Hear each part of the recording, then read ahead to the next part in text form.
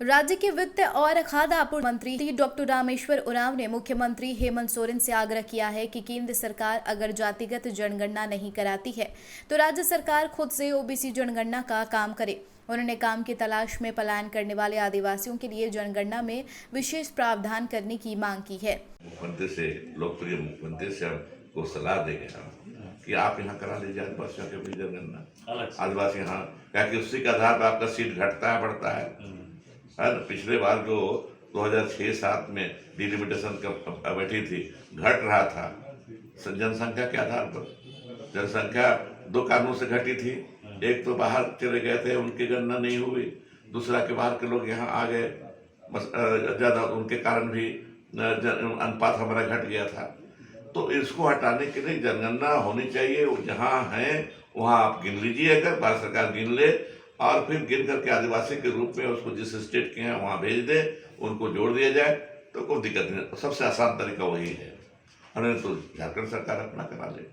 Doctor Rameshwar Oraon ने शनिवार को रांची स्थित अपने आवास में पत्रकारों से अनौपचारिक बातचीत में कहा, 9 फरवरी से 28 फरवरी के बीच जनगणना होती है। इस दौरान 4 से 5% आदिवासी या हो सकता है कि यह संख्या ज्यादा भी है काम की तलाश में दिल्ली, पंजाब, हरियाणा, महाराष्ट्र और बिहार समेत अन्य राज्यों में चले जाते हैं। वहां उनकी गिनती उन राज्यों में गैर आदिवासी जनसंख्या के रूप में होती है। इस संबंध में अनुसूचित जनजाति के राष्ट्रीय अध्यक्ष पद पर रहने के दौरान उन्होंने तत्कालीन राष्ट्रपति को पत्र लिखा था और यह आग्रह किया था कि जनगणना के दौरान ऐसे पलायन करने वाले आदिवासियों की गिनती कर संबंधित राज्यों को भेज दी जाए ताकि आदिवासियों की संख्या के बारे में सही आंकड़े सामने आ सके। उन्होंने कहा, इसी जनगणना के आधार पर अनुसूचित जनजाति और जाति के लिए लोकसभा और विधानसभा सीटों का परिसीमन होता है, इसलिए सीटें कम ना हो इसके लिए सही आंकड़ा सामने आना जरूरी है। भले हो भारत सरकार कहती है कि कठिनाई हो, तो कठिनाई को तो पार करना ही सरकार का काम है।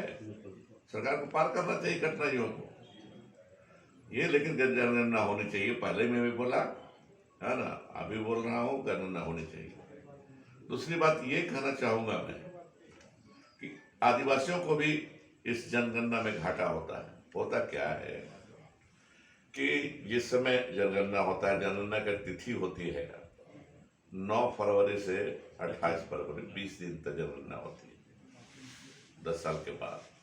इस पीरियड में 4-5% आदिवासी, हो सकता है ज्यादा भी, बाहर चले जाते हैं काम करने के लिए।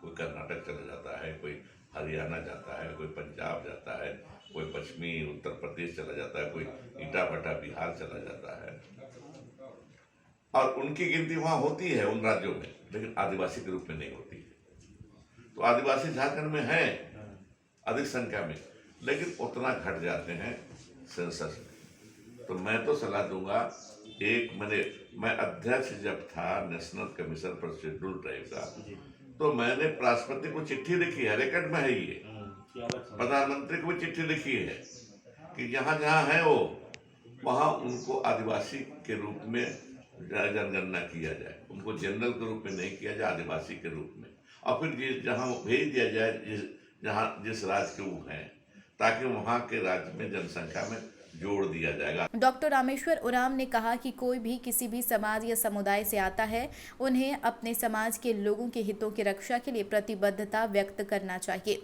इस संबंध में बिहार के मुख्यमंत्री नीतीश कुमार ने भी पहल की है, ये सराहनीय है। बिहार में भी यह मांग उठी है कि यदि केंद्र सरकार जातिगत जनगणना नहीं कराती है तो बिहार सरकार खुद ऐसा कर सकती है। उन्होंने मुख्यमंत्री हेमंत सोरेन की तारीफ करते हुए कहा कि जिस तरह से उनके नेतृत्व में झारखंड सरकार ने जातिगत जनगणना और सरना धर्म कोड को लेकर स्टैंड केंद्र सरकार के समक्ष रखा है, वह सराहनीय है। उन्होंने सर्वदलीय कमेटी में जाने को लेकर बीजेपी की सहमति का स्वागत किया है और कहा कि बीजेपी भी तमाम चीजों को समझ रही है। जनरल ओबीसी तो कहलाते हैं, लेकिन जातियां अलग अलग कितनी, जैसे आप हमारे यहाँ देख लीजिए ट्राइबल के होती है, लेकिन ट्राइबल में होती है कि उरांव कितना है, मुंडा कितना है, संथाल कितना है, अलग अलग जनगणना होती है। ट्राइबल सब मिला के ट्राइबल है हम, लेकिन हमारी कम्युनिटी अलग अलग है, कम्युनिटी वाइज भी हमारी जनगणना होती है। पूछा जाता है जनगणना समय में कि जाति कौन टाइप, सब ट्राइब क्या है, तो हम दिखाते हैं उरांव। ये सब चलते हैं, तो ये अच्छी बात है कि मुख्यमंत्री के नेतृत्व में डेडिकेशन कल मिल रहा है। और ये भी अच्छी बात है कि बीजेपी भी की सच्चाई को मान ली, हकीकत को मान ली।